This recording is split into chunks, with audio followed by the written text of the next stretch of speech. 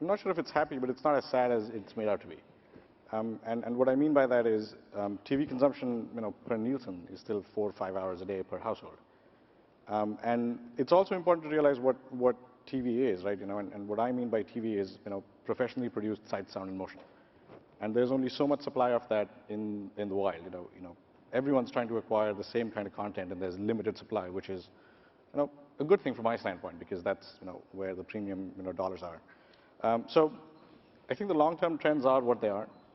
We are trying to sort of innovate in OTT and other spaces as well. Yep. But today and in the next 18 months or so, there's still tremendous opportunity in TV and addressable TV and so on. There's definitely change, and to the point that Scott made, a lot of agencies and sort of other players in the ecosystem are using a variety of different tools to sort of plan. Yep. But at the end of the day, a majority of the business is still guaranteed off of a Nielsen age-gender demo, yep. the traditional linear, business.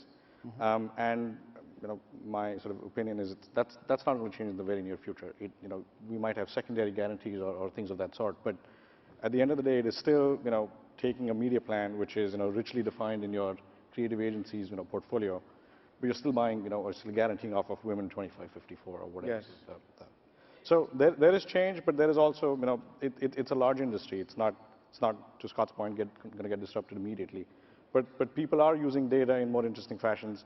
Addressable is becoming more and more of a component of many media plans, and that's only going to improve, and it's only going to change for the better from sort of an operator standpoint.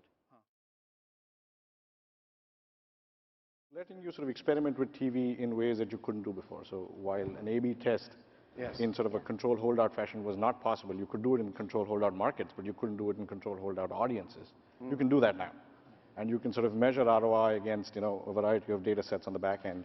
And sometimes it works, sometimes it doesn't work, but the process gets you results that are actually valid, and then you can act upon them in subsequent campaigns. So that's been sort of a place where we've seen a lot of action. TV has been measured even on the ROI side. If you've done all these studies with a certain number of TRPs or GRPs in a certain market, do sort of tend to drive upward on sales. There's a long history that you can look for trends on. And so TV has always been data-driven. The type of data that's driving it today is slightly different than what it was 10 years ago. It's richer set-top box data. It's sort of more household-level matches, what have you. But right. It's always been data-driven. It's just better data, richer data that's been available now. The relationships are changing too. I mean, 3 years ago we would never have dreamed of having dealt with Axiom or LiveRamp. So just the sort of relationships you have to go out and establish to sort of enable addressable buying requires more contract lawyers, more so yes, skill sets have changed, relationships have changed, and the people that you touch with in different companies, that's changed too.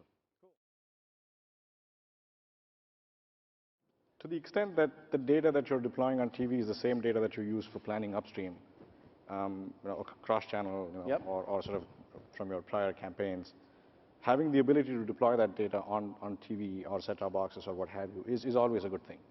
Whether that makes sense for you from an economic standpoint is something you'll need to evaluate on a campaign-by-campaign or sort of a year-by-year basis. But while you didn't have that ability before, you can do that now. You can